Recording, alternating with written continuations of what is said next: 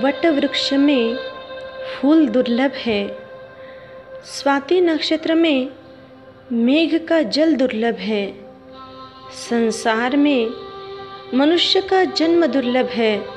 उसी प्रकार संसार में भटकते हुए प्राणी को परमात्मा का दर्शन दुर्लभ है।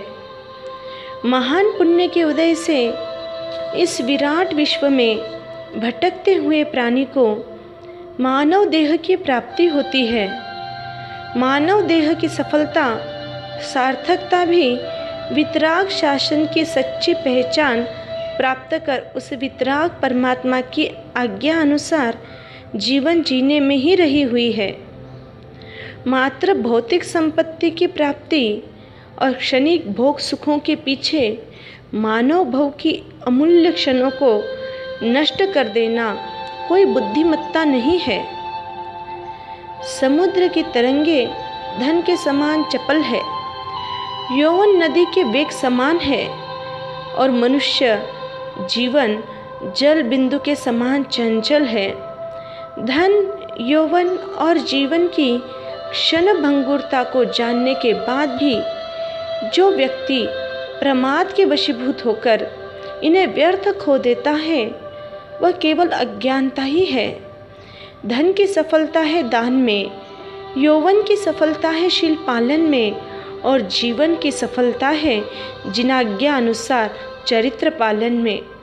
प्राप्त सामग्री का तुरंत सदुपयोग कर लेने में ही बुद्धिमत्ता है, अन्यथा अवसर हाथ से निकल जाने के बाद केवल पश्चाताप करने का कोई अर्थ नहीं रहेगा। इसलिए अपनी बुद्धि का उपयोग करते हुए मानव भव के अमूल्य क्षणों को नष्ट ना करे, उपयोग में लाए और इस अवसर का लाभ उठाए। वृक्ष को हरा भरा देखकर हम अनुमान कर सकते हैं कि इस वृक्ष का व्यवस्थित सिंचन हो रहा है। वृक्ष हरा भरा तभी तक रहता है जब तक उसका मूल सुरक्षित है और उसका योग्य सिंचन हो रहा है।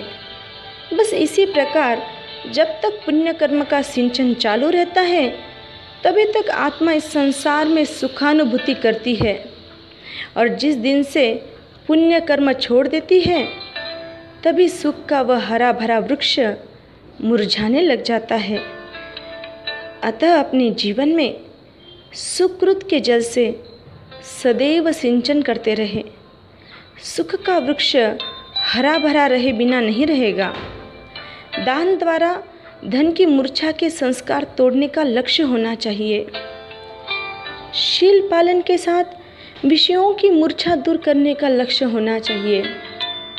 तप के साथ देह की आसक्ति को तोड़ने का लक्ष्य होना चाहिए। भाव धर्म के साथ दुर्ध्यान के संस्कारों को जड़ मूल से उखाड़ने का लक्ष्य होना चाहिए। लक्ष्यहीन प्रवृत्तियों का कोई विशेष मूल्य नहीं है। दानादि की प्रवृत्ति के साथ यदि उसका लक्ष्य न रखे तो बाह्य व तुच्छ लाभ हो सकेगा, परंतु उन दानादि महान क्रियाओं का महान लाभ प्राप्त नहीं होगा। लक्ष्यहीन प्रवृत्ति तो ढांचे के बेल की भांति विशेष फलदायी नहीं है। अतः अपनी प्रवृत्ति में लक्ष्य सदैव बनाए रखें। जय आनंद।